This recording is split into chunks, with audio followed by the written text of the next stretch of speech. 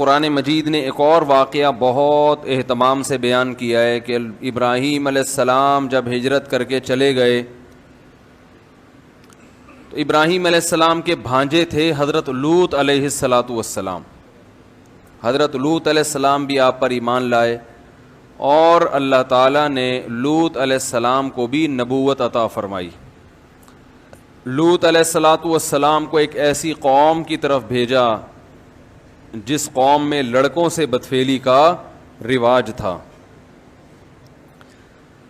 جب لوط علیہ السلام اس قوم کی طرف گئے تو لوط علیہ السلام کی دعوت کو اللہ تعالیٰ نے مختلف مقامات پر ان کے مختلف الفاظ کے ساتھ نقل کیا ہے.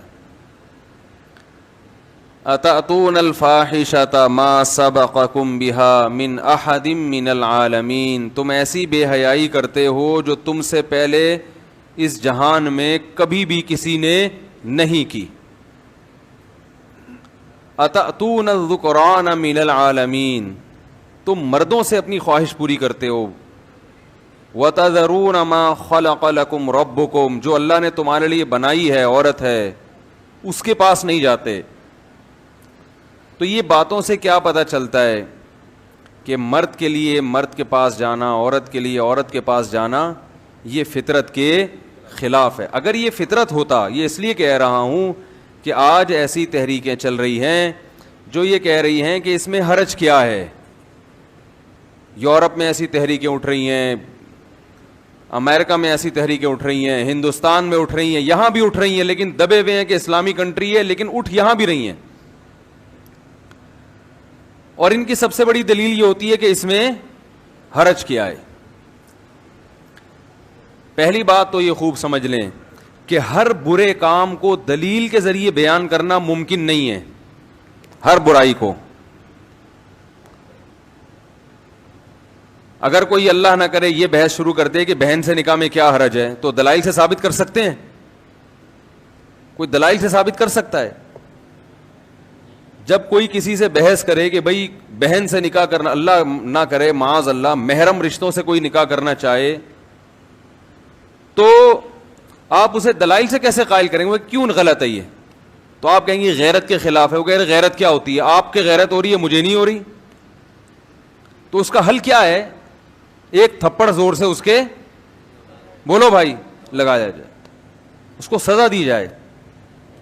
اس لیے کہ انسانی فطرت اس کو قبول نہیں کرتی. بہت سے سافٹ ویئر اللہ نے انسان میں ایسے انسٹال کر دیے ہیں جو برے کام کے وقت خود ہی الارم دینا شروع کر دیتے ہیں. ہاں اگر کوئی برا کام کرتا رہے تو وہ پھر اس کی مشین ہی خراب ہو جاتی ہے اندر سے، وہ الارم دینا بند کر دیتی ہے. تو کچھ چیزیں اللہ نے ایسی بنائی ہیں کہ کافر بھی ان کو فطرتاً پسند نہیں کرتا، کافر بھی پسند نہیں کرتا. تبھی آپ دیکھو آدم علیہ السلام کے زمانے سے لوط علیہ السلام تک کا زمانہ پتہ نہیں کتنے ہزار سال کا ہے، اس میں بڑے بڑے جرائم دنیا میں ہوئے، قتل و غارت بھی ہوئی، زنا بھی ہوا، شرک بھی ہوا، مگر کسی نے بھی ایسا جرم نہیں کیا کہ مرد نے مرد سے بدکاری کی ہو، لڑکے نے لڑکے سے بدکاری کی ہو. یہ جرم کائنات میں کبھی ہوا ہی نہیں، کیونکہ اللہ نے انسان کی اس طرف رغبت رکھی نہیں ہے. جرم تو وہ ہوگا نا جس طرف دل چاہے گا. جرم تو اسے کہتے ہیں کہ آپ کی اس کی طرف طبیعت بولو بھائی مائل ہو. طبیعت مائل ہی نہیں ہوتی تو وہ کیوں کرے گا؟ اس سے صاف پتہ چلتا ہے کہ اگر یہ اس میں ذرا سا بھی فطرت کا عنصر ہوتا تو لوط علیہ السلام کے زمانے سے پہلے بھی تو کوئی یہ کام کرتا نا. تو ہر چیز کو دلائل سے سمجھانا یہ انسان کے بس میں نہیں ہے. اسی وجہ سے پیغمبر دنیا میں آتے ہیں کہ جو حق اور باطل کو بالکل ممتاز کر دیتے ہیں، اور اللہ کہتا ہے کہ تمہاری سمجھ میں آئے یا نہ آئے تم نے ان کی بات ماننی ہے، ان کی بات کو فالو کرنا ہے تم نے. ورنہ یہ صرف بہن سے نکاح نہیں، پھر تو معاذ اللہ بیٹی سے نکاح بھی معاشرے میں شروع ہو سکتا ہے. اس کے بھی ناجائز ہونے کی کوئی دلیل نہیں ہے. تو آج کل یہ جو بہت زیادہ جو سیکولر قسم کے لوگ ہیں وہ اس چیز کو معاشرے میں پروموٹ کر رہے ہیں کہ اس میں حرج کیا ہے. اس کو بار بار منہ سے نام لیتے ہوئے برا لگتا ہے. یہ عمل اتنا گندا عمل ہے یہ کہ مرد سے اگر اپنی خواہش پوری کرے، عورت سے خواہش پوری کرے تو اس میں حرج کیا ہے. تو بھائی یہ حرج جب سمجھ میں آئے گا جب آپ کے اندر غیرت اور حمیت ہوگی. تو آپ کو الٹی آئے گی اس لفظ کے نام سے ہی, آپ تھوکو گے. ہمارے معاشرے میں جو لڑکا لڑکوں سے بدفعلی میں مبتلا ہو, لوگ اس کی طرف عزت سے دیکھنا بھی پسند نہیں کرتے, اس کو گالیاں دیتے ہیں. اتنا گندا اور اتنا غلیظ عمل ہے, کوئی اس کو شادی کے لیے اپنی بیٹی نہیں دے گا, اتنا برا عمل ہے یہ. تو یہ انتہائی غلیظ, انتہائی گندا عمل. لوط علیہ السلام کہہ رہے ہیں کہ صدیاں گزر گئی ہیں اس زمین میں, بڑے بڑے مجرم آئے, قتل بھی ہوئے, زنا بھی ہو گیا اور بہت کچھ ہوا, چوریاں بھی ہوئی ہیں, مگر آج تک کسی نے یہ جرم نہیں کیا. تو تمہاری جرت کیسے ہو گئی اس برائی میں پڑنے کی؟ اور دوسری بات یہ کہ پوری قوم مبتلا ہو گئی تھی. اس سے پتہ چلتا ہے کہ یہ بیماری بہت تیزی سے پھیلتی ہے اگر اس پہ کنٹرول نہ کیا جائے. کیونکہ جو یہ گند یہ کرتا ہے نا, ایک تو یہ پھیلتی اس لیے کہ لڑکیوں کے بارے میں تو سب احتیاط کرتے ہیں, بھائی اپنی بہن کی احتیاط کرے گا, باپ اپنے بیٹی کے بارے میں احتیاط کرے گا. لڑکوں کے بارے میں لوگ احتیاط کرتے نہیں ہیں. اس لیے نہیں کرتے, ان کو یہ ہوتا ہے بھائی جو لڑکا اس کی طرف کون آئے گا. تو جو اس طرح کے فاسق لوگ ہوتے ہیں ان کو لڑکوں کی طرف جانے کا موقع زیادہ ملتا ہے. اور یہ بڑی مصیبت ہے کہ جس بچے سے بچپن میں اللہ نہ کرے کسی نے اس طرح سے بدکاری کر لی, تو صرف بدکاری کرنے والے کی جرم میں مزید اضافہ نہیں ہوتا, اس کو عادت نہیں پڑتی, اس بچے کو بھی خراب عادت پڑنا شروع ہو جاتی ہے, اس کے بھی خراب عادت پڑنا شروع ہو جاتی ہے, وہ بچہ بھی خراب ہو جاتا ہے آہستہ آہستہ. اور بلکہ آہستہ آہستہ تو میں ایسے ہی کہہ رہا ہوں, آہستہ آہستہ نہیں, بہت تیزی سے خراب ہونا شروع ہوتا ہے وہ. اور پھر وہ عذاب آتا ہے کہ جو لوط علیہ السلام کی قوم پہ آیا, کہ لوط علیہ السلام کہہ رہے ہیں تم عورتوں سے شادی کرو تاکہ تمہاری دماغ یہاں سے ہٹے. تو وہ جواب میں کہہ رہے ہیں ما لنا فی بناتک من حق, ہمیں عورت سے نکاح میں رغبت نہیں ہے. تو یہ جرم کا سزا دنیا میں کیا ملتی ہے کہ جو اللہ نے پیدا کی آپ کے لیے اس کی طرف رغبت ختم, اور جس کو اللہ نے بنایا نہیں آپ کے لیے اس کی طرف رغبت. دیکھو جو ہیروئن اور چرس پیتا ہے اس کو شہد میں, زمزم میں اور جوسز میں جو اللہ نے ہمارے لیے پیدا کیا, انار کا جوس, انگور کا جوس, اس میں وہ مزہ آتا ہے. اسی میں تو گند کا عادی ہو جاتا ہے انسان.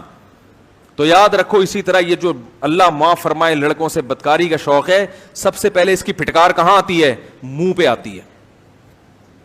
سب سے پہلے چہرے کی رونق کیا ہوتی ہے؟ خراب. اور ہر لڑکے کو اسی گندی نیت سے دیکھتا ہے, وہ ہر لڑکے اسی گندی نیت سے دیکھتا ہے.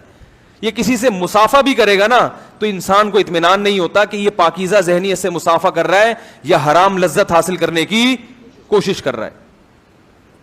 ایسی زندگی ہو جاتی ہے اس کی, ایسی زندگی ہو جاتی ہے. تو یہ کیوں اپنے آپ کو انسان گندا بنائے, کیوں اپنے آپ کو انسان گندا بنائے بھائی؟ لیکن اس گندگی میں پڑنے کے بعد اس کو اس گندگی میں وہی مزہ آتا ہے جو چرسیوں اور ہیروئنچیوں کو, ہیروئن اور چرس. اور اس کے لیے جو اللہ نے عورت کو بنایا اس عورت کی طرف رغبت جو اس کے لیے انار اور انگور کی طرح ہے. دیکھو شادی شدہ آدمی کے چہرے پہ رونق آتی ہے کہ نہیں آتی؟ جو کنوارے ہوتے ہیں نا عجیب سے پھیکے پھیکے, جب ان کی شادی ہو جاتی ہے لوگ کیسے کہتے ہیں دولہا کہ ماشاءاللہ چہرے پہ کیسا نور ہے, ہوتا ہے نا, اور وہ نور بڑھتا ہی رہتا ہے. بڑھاپے کی وجہ سے انسان کے چہرے کی رونق ختم ہو جائے وہ ایک الگ بات ہے, لیکن ایک چہرے پہ رونق ہوتی ہے. شادی کے بعد انسان کی صحت اچھی ہوتی ہے, اور جو ہے بیوی کے چہرے, عورت کے چہرے پہ بھی رونق, دلہن کے چہرے پہ بھی, دولہا کے چہرے پہ بھی. تو یہ اللہ تعالیٰ نے جو سنت عمل ہے, جو ایک چیز انسان کی نیچر اور فطرت ہے اس میں اللہ نے برکت رکھی ہے, اور جو فطرت کے خلاف ہے اس میں اللہ نے نحوست رکھی ہے. تو اپنے آپ کو اس گندگی سے بہت دور رکھو, بہت دور. اگر اللہ نہ کرے کسی کو اس برائی کی عادت پڑ گئی ہے تو یاد رکھو, اگر یہ سوچ کے گناہ کر لیا نا کہ بعد میں عادت چھوٹ جائے گی, یہ نہیں ہوگا. جتنا اس برائی میں پڑو گے یہ عادت اتنا پختہ ہوتی چلی جائے گی. جس نے بچپن میں چھوڑ دی چھوٹ جائے گی. اور عادت چھوڑنے کا طریقہ کیا ہے؟ کسی لڑکے کی طرف جس کی طرف اس کو شبہ بھی ہونا کہ میرا دل مائل ہوگا, اس سے ایسے پردہ کرے جیسے عورتوں سے پردہ کیا جاتا ہے. نظر اٹھا کے نہ دیکھے, اس مسافت تک نہ کرے, اس سے تمام تعلقات ختم کر دے, اور جلد سے جلد کوشش کرے کس کی؟ نکاح کی. کیونکہ جب یہ نکاح کرے گا کچھ وقت کے بعد آہستہ آہستہ آہستہ آہستہ اس کے دماغ سے وہ فاسد خیالات ختم ہو جائیں گے. نکاح نہیں کرے گا نا تو قیامت آ جائے گی لیکن یہ برائی چھوٹے گی نہیں اس سے. تو جلد نکاح کرے اور لڑکوں کی طرف دیکھنا ختم کر دے, کوئی لڑکا اس سے آ کے ملتا ہے بڑے اچھے طریقے سے اور اس کا خیال ہوتا ہے کہ یہ بعض لڑکے عجیب مردانہ وجاہتی نہیں ہوتی ان میں, ہائے اللہ ہوئی اللہ کر کے مل رہے ہوتے ہیں وہ لوگ, یہ ہوتا ہے حقیقت بتا رہا ہوں, تو وہ ان میں مردانہ وجاہتی نہیں ہے, تو وہ یہ ہائے اللہ ہوئی اللہ والے پھر ان کو کیا کر دیتے ہیں اور برباد کر دیتے ہیں. تو ایسے لڑکوں سے اپنے آپ کو دور رکھے, بولے بھائی ادھر جا کے بیٹھا کرو, مجھے اس قسم کے آدمی پسند نہیں ہے, کیا ہے اللہ کر کے آگے مسافہ کر رہا ہے, ادھر بیٹھ, چل دباؤ یہاں سے, اس طرح سے بات کر کیا کرو. ان لوگوں سے اخلاق سے ہر جگہ اخلاق نہیں ہوتے. آپ اگر ان سے محبت سے اخلاص سے بات کرو گے, اخلاق سے, تو خواہشات کیا ہوں گی, بڑھیں گی. قرآن میں اللہ نے نبی کی زوجات کو کہا نا کہ جب لوگ مسائل پوچھنے کے لیے آیا کریں تو نرم لہجے میں بات نہ کرو. امہات المومنین کو بتایا جا رہا ہے. تو اس طرح بھائی یہ ان کو بھی چاہیے کہ جس میں ذرا سے بھی یہ جذبات ہیں وہ کبھی بھی, اور جو لڑکے بلوغ کے قریب ہیں یا بالغ ہو چکے ہیں ان کو ابھی سے احتیاط کرنی چاہیے, کیونکہ جب انسان کا نکاح نہیں ہوتا, کنوارا ہوتا ہے, اس سے کسی بھی گناہ کی توقع کی جا سکتی ہے. تو وہ بھی اپنے آپ کو حفظ ما تقدم کے تحت بے ریش لڑکوں سے دور رکھیں. سمجھ میں آ رہی ہے بات کہ نہیں آ رہی؟ حضرت شیخ الحدیث مولانا زکریا رحمۃ اللہ علیہ, ان کے والد اتنی, پہلے زمانے میں والدین اپنے بچوں کی بڑی فکر کیا کرتے تھے, ٹین ایجز بچوں کی بہت فکر کرتے تھے کہ کہیں ایسا تو نہیں کوئی بندہ جا کے اس کو چیز دلا رہا ہو دکان سے, اس کے ساتھ بار بار صف میں آ کے کھڑا ہو رہا ہو, اس سے بے تکلفی سے بات کر رہا ہو, یہ ہمارے بچے کو خراب کر سکتا ہے. تو بچوں کی نگرانی ہوتی تھی. اب تو بچوں کی نگرانی نہیں ہو رہی, وہ لڑکیوں کے ساتھ گھوم رہے ہیں, لڑکوں کے ساتھ کہاں جا رہا ہے, بند کمرے میں ٹائم گزار رہا ہے, کوئی پوچھنے والا نہیں ہے. تو خراب ہو جاتے ہیں بچے اس طرح سے. حضرت شیخ الحدیث کہتے ہیں میں جب لڑکا تھا تو میں اگر صف میں کسی کے ساتھ کھڑے ہو کر نماز پڑھتا تھا, اگر اگلی نماز اسی کے ساتھ پڑھ لی نا تو میرے والد پوچھتے تھے کہ یہ تیرا کیا لگتا ہے کہ ہر نماز اسی کے ساتھ پڑھ رہے تھے. حالانکہ کتنے پرہیزگار تھے, کتنے پرہیزگار. فرماتے ہیں میرے والد پوچھتے تھے کہ دوبارہ اسی کے ساتھ کیوں کھڑا ہوا ہے, بھائی شبہ ہو گیا کہ دوستی تو نہیں ہو رہی. تو یہ بدگمانی نہیں ہے, یہ تربیت ہے. بات آ رہی ہے سمجھ میں؟ پھر نکاح کے قابل ہو جاؤ تو اس کا نکاح کراؤ. بھائی تمہاری بیوی ہے. حضرت عبداللہ بن عباس رضی اللہ تعالیٰ عنہ کے بیٹے جب جوان ہوئے نا تو انہوں نے بلایا, بیٹا وہ آؤ بتاؤ شادی کرنی ہے, صحیح ہے نا, نکاح کرنا ہے. ان کی کوئی رغبت نہیں تھی, فرمایا پھر ترغیب دی, بیٹا نکاح کر لو, اس لیے کہ اس سے انسان برائی سے بچ جاتا ہے. نکاح کر دے, وقت پہ نکاح ہو جائے نا, ان چیزوں سے انسان خود بخود بچ جاتا ہے, پھر جاتا ہی نہیں ان چیزوں کی طرف, دل ہی نہیں مائل ہوتا, پھر اس کو اتنی زیادہ احتیاط کی ضرورت بھی نہیں. لیکن ایک دفعہ عادت خراب ہو گئی تو پھر شادی کے بعد یہ عادت چھوٹتی نہیں ہے. یہ بتا دوں میں آپ, یہ ایسا گند چپکتا ہے نا جسم کے ساتھ کہ 4 بھی کر لو گے اور وہ تو کرو گے ہی نہیں, وہ آپ کو رغبت ہی نہیں ہوگی. اور اگر بالفرض کر بھی لی نا تو یہ برائی نہیں چھوٹے گی, پھر یہ نہیں چھوٹے گی. دیکھ لو لوگوں کے حالات جا کے, شادی شدہ ہیں, خوبصورت عورت ہے ان کے نکاح میں, مگر جاتے اسی گند کی طرف ہیں. تو بھائی قرآن بار بار لوط علیہ السلام کا واقعہ ایک جگہ نہیں, بار بار اس لیے بیان کر رہا ہے کہ اللہ کو یہ لڑکوں سے بدکاری اور عورت کی عورت سے یہ عمل اللہ کو پسند, بہت نفرت ہے اللہ کو اس عمل سے. علماء کہتے ہیں زنا بھی بڑی گندی چیز ہے لیکن یہ عمل اس سے زیادہ گندا ہے. اس لیے کہ زنا اس لیے بری چیز ہے کہ ایک عورت اللہ نے آپ کے لیے بنائی تو آپ بغیر عقد کے, بغیر معاہدے کے, نکاح میں لیے بغیر اس کی طرف جا رہے ہیں. لیکن لڑکا تو اللہ نے آپ کے لیے بنایا ہی نہیں ہے, وہ تو ہے ہی نہیں اس کے لیے, اس لیے اس کی سزا بہت سخت ہے. لوط علیہ الصلوۃ والسلام نے اپنی قوم کو جب سمجھایا تو قرآن کہتا ہے, قوم کہتی ہے کہ آپ ہماری بستی چھوڑ کر چلے جائیں, اگر آپ کو ہمارے عمل پہ اعتراض ہوتا ہے لَتَكُونَنَّ مِنَ الْمُخْرَجِينَ, ہم آپ کو اپنی بستی سے نکال دیں گے. لوط علیہ السلام اور ان کا گھرانہ وہ بڑا نیک تھا سوائے ان کی بیوی کے. یاد رکھو پیغمبر کی بیوی کبھی بدکار نہیں ہوتی, کافر ہو جائے گی, بدکار نہیں ہوتی. حدیث سے بات ثابت ہے, وَلِدتُّ مِن نِكَاحٍ لَا مِن سِفَاحٍ. اس لیے نہیں ہوتی کہ اس سے نسب کیا ہو جاتا ہے پیغمبروں کا.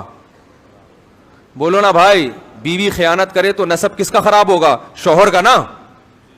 تو اللہ پیغمبر کو کبھی ایسی عورت نہیں دیتے جو زنا کر لے. تو لوط علیہ السلام کی بیوی میں برائی یہ تھی کہ وہ زنا تو نہیں کرتی تھی مگر وہ لوگوں کو پتہ بتایا کرتی تھی لڑکوں کا کہ فلاں علاقے میں خوبصورت لڑکا ہے. کوئی بھی اس کو ہوتا ہے نا کہ یہ والا کام کہ تم ادھر پہنچ جاؤ, ایسا کرو. زنا تو اس قوم میں ویسے ہی نہیں تھا, عورت کی رغبت ہی نہیں تھی.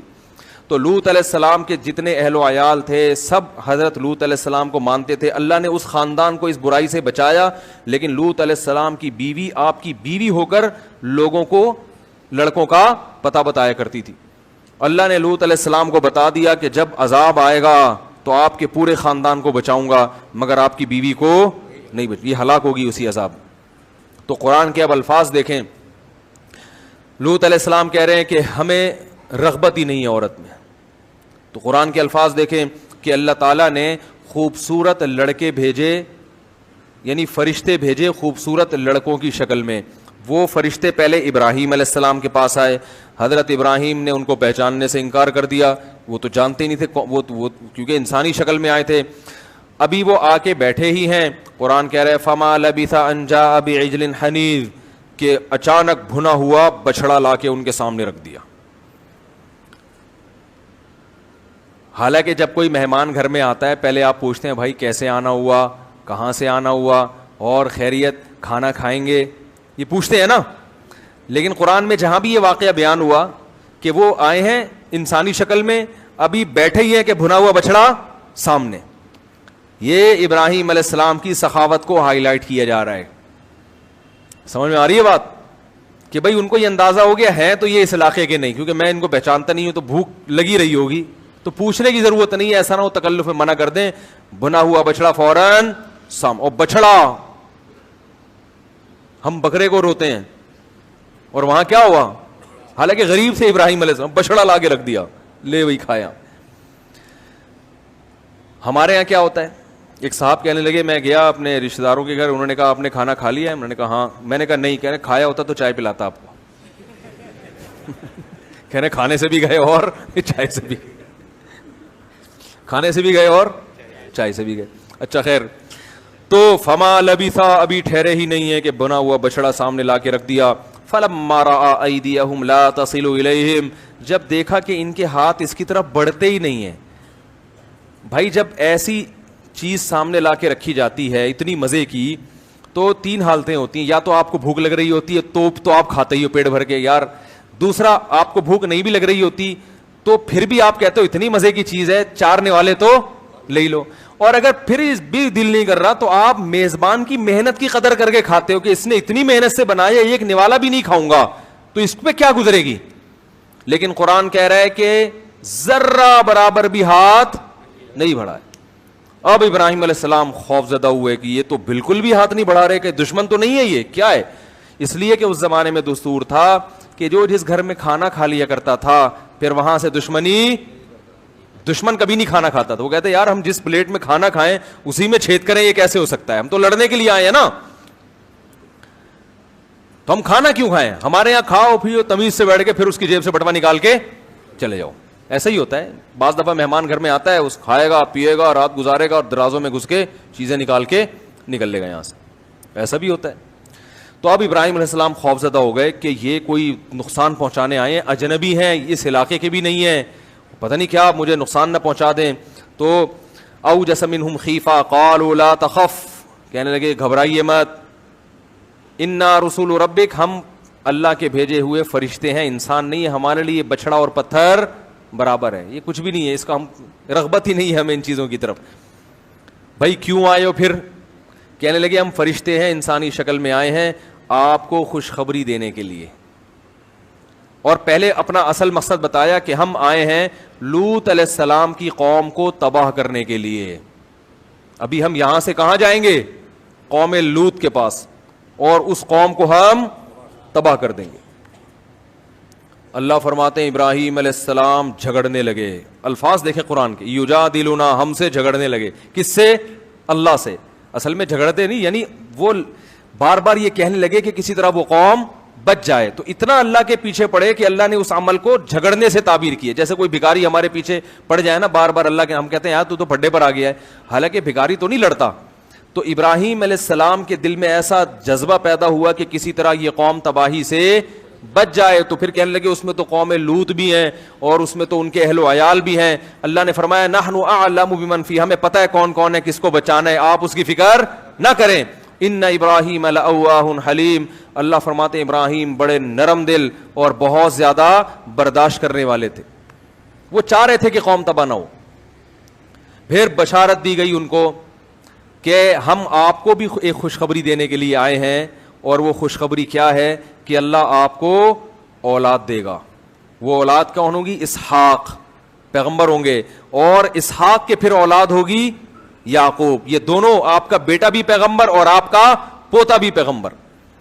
آپ جب ابراہیم علیہ السلام کو یہ خوشخبری سنائی تو آپ کی جو زوجہ تھیں حضرت سارہ, وہ بوڑھی ہو چکی تھیں. وہ بوڑھی ہو چکی تھی جو آپ کی پہلی بیوی تھی. وہ دروازے کے کنارے پہ کھڑی ہوئی تو فسکت وجہہا, انہوں نے اپنا ماتھا ایسے کر کے, جیسے بوڑھی عورتیں نہیں ہائے ناس, اور کہنے لگے یا ویلتا, ہائے بدبختی, ہائے تیرا ناس ہو, ایسے کہتے ہیں نا, ارے ناس ہو تیرا, کیسی باتیں کر رہے ہیں, الیدو, میں بچہ جنوں گی, وانا عجوز, میں بالکل بڈھی ہو گئی, وہذا بالی شیخا, اور یہ والا میرا میاں, اشارہ کر کے کہہ رہی, اور یہ میرا میاں جو بوڑھا ہو چکا ہے, یعنی کیسی باتیں کر رہے ہو. تو فوراً فرشتوں نے کہا اتعجبین من امر اللہ, تمہیں اللہ کے فیصلوں پر اعتراض ہو رہا ہے, تعجب ہو رہا ہے. رحمت اللہ وبرکاتہ علیکم اہل البیت, کہ اے گھر والو تم پر اللہ کی رحمتیں اور بہت ساری برکتیں, تم عام لوگوں کی طرح نہیں ہو, تم نے توحید کے لیے قربانیاں دی, تم نے ہجرت کی ہے بھائی, اور یہ میرے خلیل ہیں, تو تمہارے اعمال ایسے ہیں کہ تمہارے سامنے ایسا ہو جانا یہ کوئی اچھمبے کی بات نہیں ہے. تو پھر وہ قوم آئی ابراہیم علیہ السلام کو خوشخبری دے کے. پھر ابراہیم علیہ السلام نے اس خوشخبری کے بعد اللہ تعالیٰ سے کہا کہ وہ قوم کو کیوں ہلاک کر رہے ہیں. اللہ نے فرمایا اعرض عن ھذا, اے ابراہیم اس بات کو چھوڑ دے, انہ قد جاء امر ربک, تیرے رب کا فیصلہ ہو چکا ہے, اللہ اس قوم کو تباہ کرے گا لازم. تو پھر وہ فرشتے سفر کر کے گئے ہیں حضرت لوط علیہ السلام کے. وہ تو ایک دم سے پہنچ گئے ہوں گے, جب آسمان سے نیچے اتنی آرام سے آ گئے تو لوط علیہ السلام کے یہاں چلے گئے. وہ لوط علیہ السلام نے دروازہ کھولا, مہمان آئے ہیں, ان کو بٹھایا, اور جیسے ہی لوط علیہ السلام کی نظر ان نوجوانوں پہ پڑی, بڑے خوبصورت لڑکے تھے, نوجوان تھے, تو لوط علیہ السلام کہنے لگے آج کا دن بہت سخت گزرے گا مجھ پہ.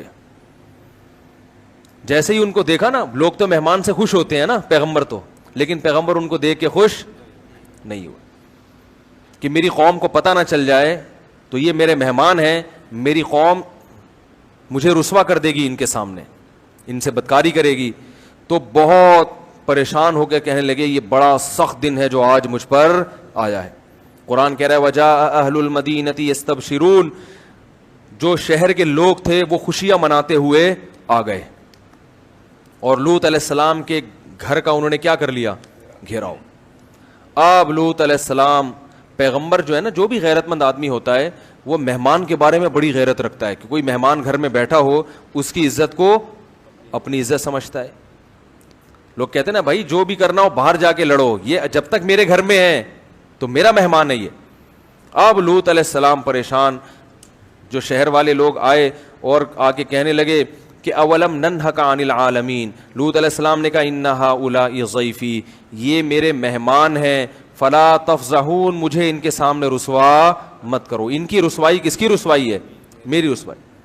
اور ہؤلاء بناتی ان کنتم فاعلین, یہ میری بیٹیاں ہیں, ان سے نکاح کرو.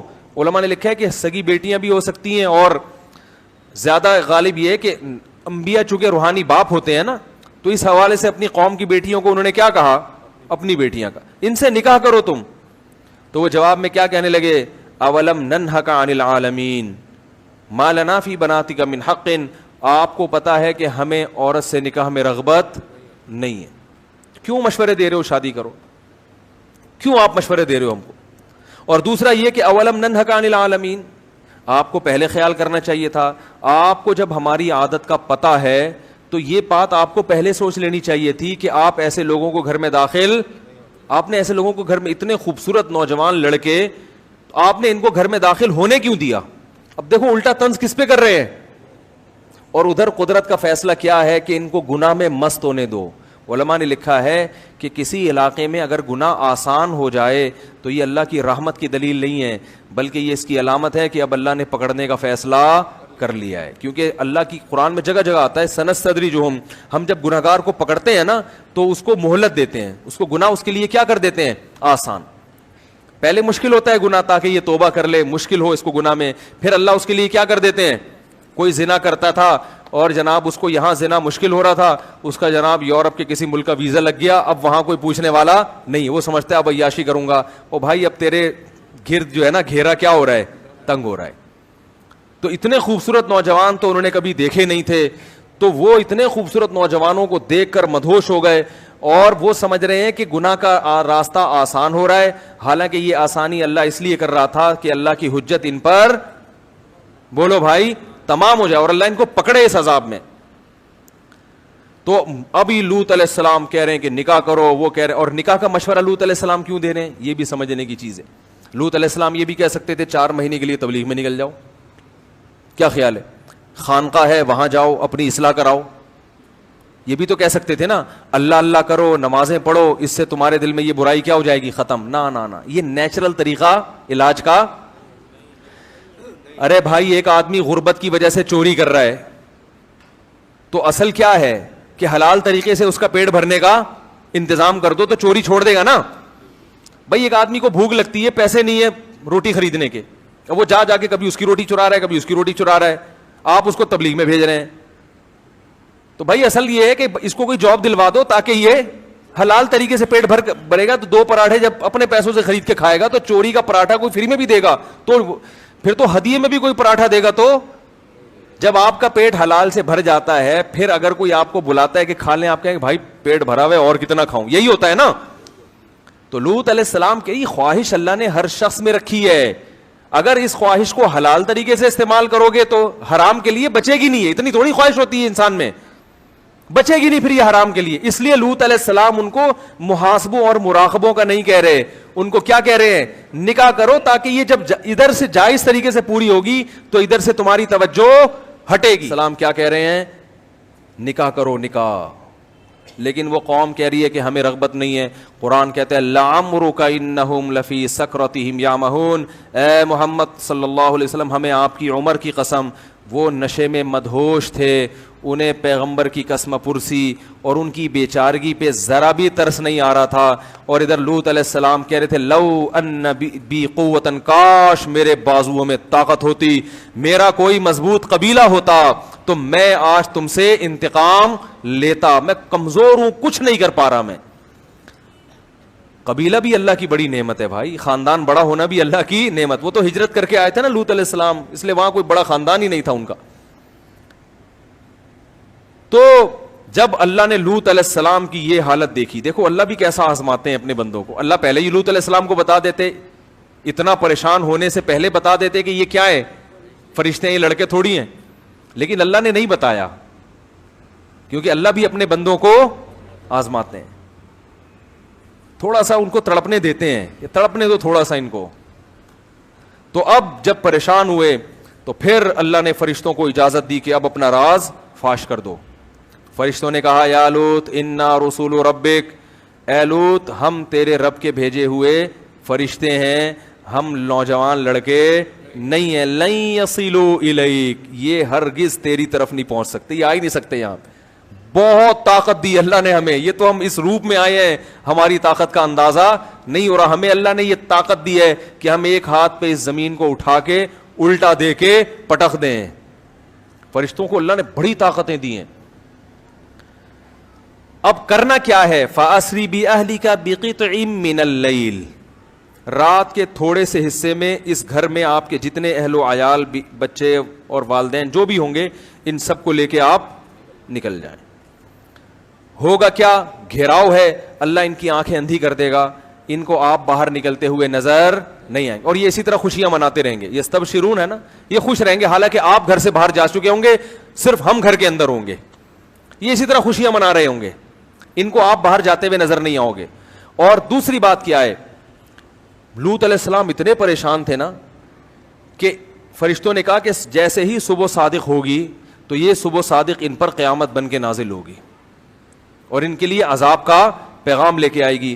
لوط علیہ السلام اتنے تنگ ہو چکے تھے کہ وہ پریشان تھے کہ صبح صادق میں کہیں زیادہ وقت تو نہیں ہے, تو بہت ٹائم ہو جائے گا, اس دوران یہ کچھ کر نہ لیں.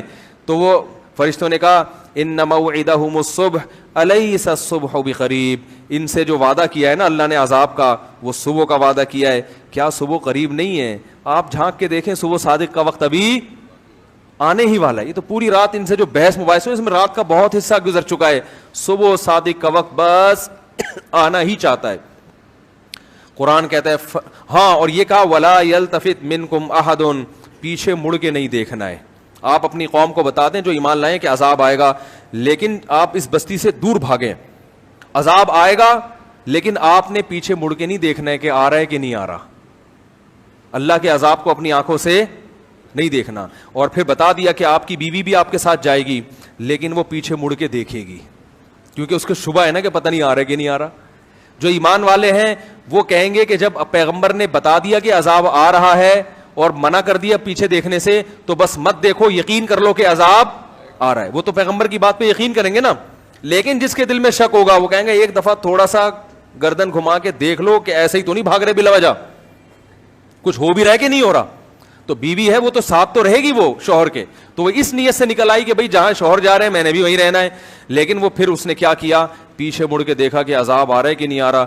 جیسے ہی پیچھے مڑی ہے ایک پتھر اس کے بھی سر پہ آ کے لگا اور وہ بھی وہیں ہلاک ہو گئی. اللہ کہتے ہیں ایسی پتھروں کی بارش برسائی ہے مسومۃ عند ربک, وہ ایک ایک پتھر پہ لکھا ہوا تھا کہ یہ کس کے سر پہ جا کے لگے گا. اور پھر کیا کیا ہے, پتھروں کی بارش ہونے کے بعد فرشتوں نے اس زمین کو اٹھایا. قرآن کہہ رہا ہے فجعلنا عالیہا سافلہا. کیا عجیب الفاظ ہیں, قرآن کی بلاغت ہے. فرمایا ہم نے زمین کے اوپر کے حصے کو نیچے کر دیا, ایسا زلزلہ آیا کہ سب ہلاک ہو گئے. اور پھر اللہ نے قرآن میں جب یہ آیتیں نازل کی تو قرآن میں بتایا کہ وَإِنَّكُمْ لَتَمُرُّونَ عَلَيْهَا, کہ تم جب تجارتی سفر کے لیے شام اور دوسرے علاقوں کے لیے جاتے ہو تو لوط علیہ السلام کی بستی کے کھنڈرات آج بھی تمہارے قریب سے گزرتے ہیں. آج تک اس بستی کے کھنڈرات کے نشانات میں نے باقی رکھے ہوئے. پوری قوم کو اللہ نے ہلاک کر دیا. اور لوط علیہ السلام اس قوم سے کہتے تھے انی لعملکم من القالین, تم جو یہ گندا عمل کر رہے ہو گواہ رہنا اس پر کہ میں اس عمل پہ خوش نہیں ہوں. اس سے پتہ چلتا ہے کہ جب آپ برائی دیکھیں تو برائی اگر آپ چھڑوا نہیں سکتے تو کم از کم برات کا اعلان کر دیں کہ بھائی یہ آپ کا ہیڈک ہے, ہم اس عمل کو پسند نہیں کرتے. تو لوط علیہ السلام کیا کہہ رہے ہیں, نکاح کرو نکاح, لیکن وہ قوم کہہ رہی ہے کہ ہمیں رغبت نہیں ہے. قرآن کہتے ہیں لعمرک انہم لفی سکرتہم یعمہون, اے محمد صلی اللہ علیہ وسلم ہمیں آپ کی عمر کی قسم, وہ نشے میں مدہوش تھے, انہیں پیغمبر کی قسم پرسی اور ان کی بیچارگی پہ ذرا بھی ترس نہیں آ رہا تھا. اور ادھر لوط علیہ السلام کہہ رہے تھے لو ان بی قوتن, کاش میرے بازوؤں میں طاقت ہوتی, میرا کوئی مضبوط قبیلہ ہوتا تو میں آج تم سے انتقام لیتا, میں کمزور ہوں, کچھ نہیں کر پا رہا. میں قبیلہ بھی اللہ کی بڑی نعمت ہے بھائی, خاندان بڑا ہونا بھی اللہ کی نعمت. وہ تو ہجرت کر کے آئے تھے نا لوط علیہ السلام, اس لیے وہاں کوئی بڑا خاندان ہی نہیں تھا ان کا. تو جب اللہ نے لوط علیہ السلام کی یہ حالت دیکھی, دیکھو اللہ بھی کیسا آزماتے ہیں اپنے بندوں کو. اللہ پہلے ہی لوط علیہ السلام کو بتا دیتے, اتنا پریشان ہونے سے پہلے بتا دیتے کہ یہ کیا ہے, فرشتے ہیں, یہ لڑکے تھوڑی ہیں. لیکن اللہ نے نہیں بتایا کیونکہ اللہ بھی اپنے بندوں کو آزماتے ہیں, تھوڑا سا ان کو تڑپنے دیتے ہیں, یہ تڑپنے دو تھوڑا سا ان کو. تو اب جب پریشان ہوئے تو پھر اللہ نے فرشتوں کو اجازت دی کہ اب اپنا راز فاش کر دو. فرشتوں نے کہا یا لوط انا رسول ربک, اے لوط ہم تیرے رب کے بھیجے ہوئے فرشتے ہیں, ہم نوجوان لڑکے نہیں ہیں. لن یصلوا الیک, یہ ہرگز تیری طرف نہیں پہنچ سکتے, یہ آ ہی نہیں سکتے یہاں پہ. بہت طاقت دی اللہ نے ہمیں, یہ تو ہم اس روپ میں آئے ہیں, ہماری طاقت کا اندازہ نہیں ہو رہا. ہمیں اللہ نے یہ طاقت دی ہے کہ ہم ایک ہاتھ پہ اس زمین کو اٹھا کے الٹا دے کے پٹخ دیں. فرشتوں کو اللہ نے بڑی طاقتیں دی ہیں. اب کرنا کیا ہے, فَأَسْرِ بِأَهْلِكَ بِقِطْعٍ مِّنَ اللَّيْلِ, رات کے تھوڑے سے حصے میں اس گھر میں آپ کے جتنے اہل و عیال, بچے اور والدین جو بھی ہوں گے, ان سب کو لے کے آپ نکل جائیں. ہوگا کیا, گھیراؤ ہے, اللہ ان کی آنکھیں اندھی کر دے گا, ان کو آپ باہر نکلتے ہوئے نظر نہیں آئیں گے. اور یہ اسی طرح خوشیاں مناتے رہیں گے, یہ یستبشرون ہے نا, یہ خوش رہیں گے حالانکہ آپ گھر سے باہر جا چکے ہوں گے, صرف ہم گھر کے اندر ہوں گے. یہ اسی طرح خوشیاں منا رہے ہوں گے. ان کو آپ باہر جاتے ہوئے نظر نہیں آؤ گے. اور دوسری بات کیا ہے, لوط علیہ السلام اتنے پریشان تھے نا کہ فرشتوں نے کہا کہ جیسے ہی صبح صادق ہوگی تو یہ صبح صادق ان پر قیامت بن کے نازل ہوگی اور ان کے لیے عذاب کا پیغام لے کے آئے گی. لوط علیہ السلام اتنے تنگ ہو چکے تھے کہ وہ پریشان تھے کہ صبح صادق میں کہیں زیادہ وقت تو نہیں ہے, تو بہت ٹائم ہو جائے گا, اس دوران یہ کچھ کر نہ لیں.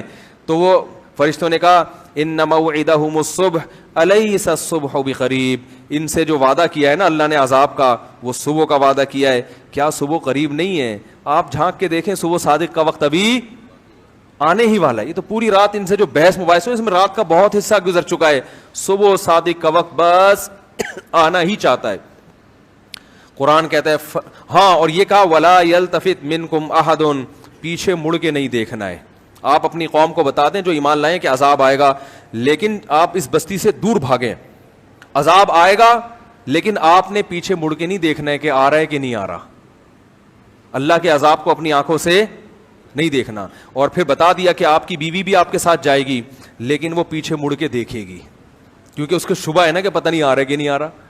جو ایمان والے ہیں وہ کہیں گے کہ جب پیغمبر نے بتا دیا کہ عذاب آ رہا ہے اور منع کر دیا پیچھے دیکھنے سے تو بس مت دیکھو, یقین کر لو کہ عذاب آ رہا ہے. وہ تو پیغمبر کی بات پہ یقین کریں گے نا. لیکن جس کے دل میں شک ہوگا وہ کہیں گے ایک دفعہ تھوڑا سا گردن گھما کے دیکھ لو کہ ایسے ہی تو نہیں بھاگ رہے بلا وجہ, کچھ ہو بھی رہا ہے کہ نہیں ہو رہا. تو بیوی ہے وہ تو ساتھ تو رہے گی وہ شوہر کے, تو وہ اس نیت سے نکل آئی کہ بھائی جہاں شوہر جا رہے ہیں میں نے بھی وہیں رہنا ہے. لیکن وہ پھر اس نے کیا کیا, پیچھے مڑ کے دیکھا کہ عذاب آ رہا ہے کہ نہیں آ رہا.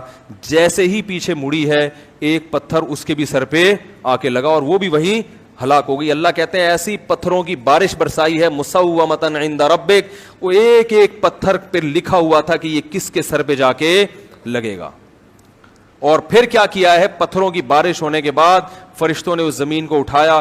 قرآن کہہ رہا ہے فجعلنا عالیہا سافلہا.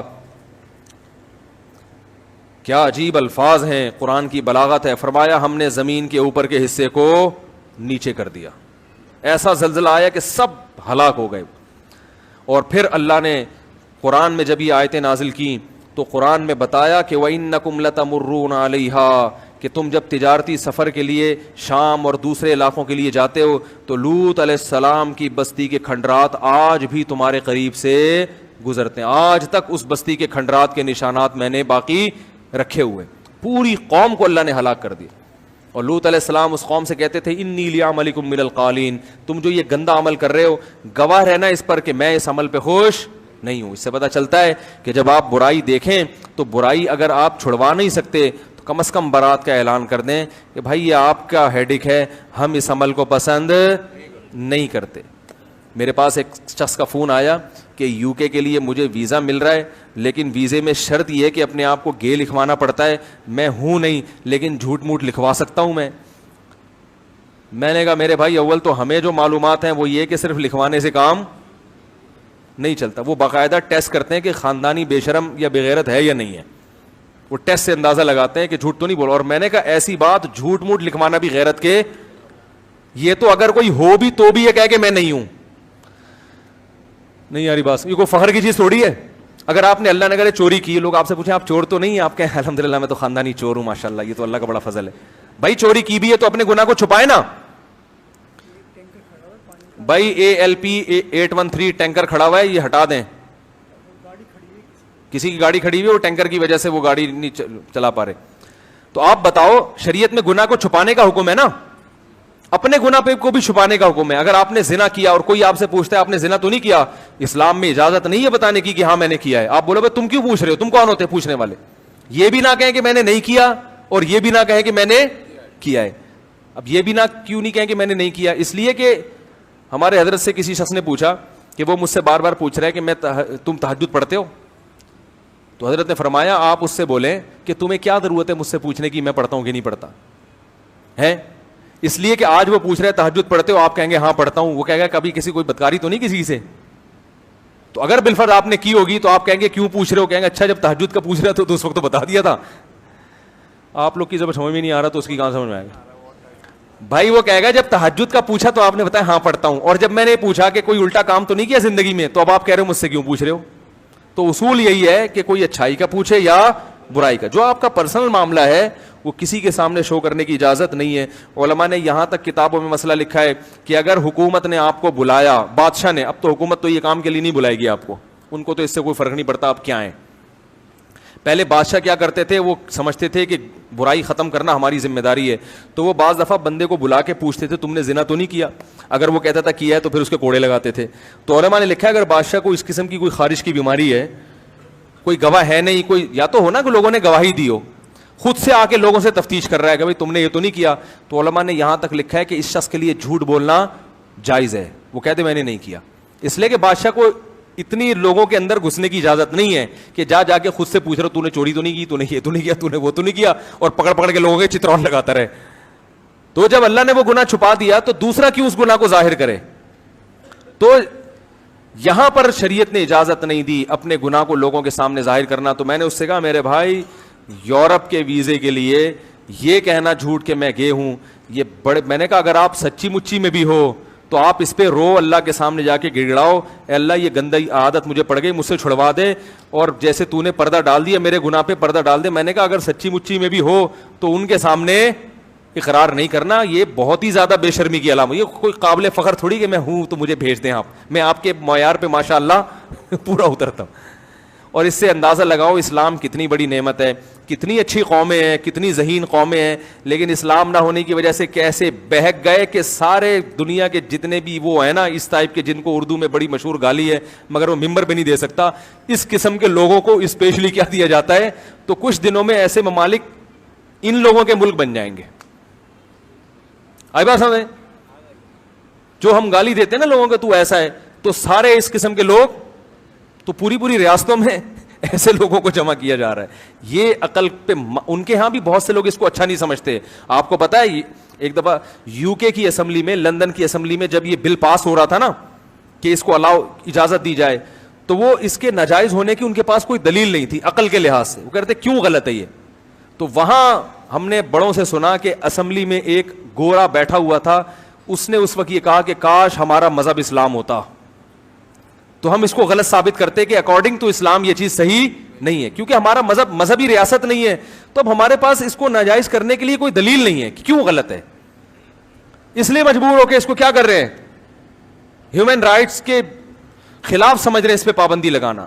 تو اسلام بہت زبردست چیز ہے جس نے آپ کو بہت ساری گندگیوں سے روک دیا. اور اسلام مسلمان اللہ کے سامنے ہتھیار ڈال دیتا ہے, اللہ جب تو نے کہہ دیا غلط تو اب صحیح نہیں ہو سکتا. تو بھائی جس کو بھی یہ بیماری لگی ہے, اللہ کا واسطہ اللہ والوں سے تعلق قائم کرو. حضرت حکیم اختر صاحب کے خلفاء ہیں بہت سارے, ان سے بیعت ہو جاؤ. جامع رشید میں بہت سارے علماء ہیں جو مفتی رشید احمد صاحب کے خلفاء میں سے ہیں, ان سے بیعت ہو جاؤ. اور بڑے بڑے مشائخ ہیں, ان سے جا کے بیعت ہو کر ان کو لکھ کے دو کہ مجھے میں بیماری ہے, تو مجھے کوئی طریقہ بتائیں کہ یہ بیماری مجھ سے چھوٹ جائے. تو جو شخص چھوڑنا چاہتا ہے وَإِنِّي لَغَفَّارٌ لِمَن تَابَ وَآمَنَ وَعَمِلَ صَالِحًا, اللہ کہتے ہیں میں ایسے شخص کے لیے مہربان ہوں, غفار ہوں جو ادھر آنا چاہتا ہے. اور اگر اسی پہ راضی ہو تو کرتے رہو.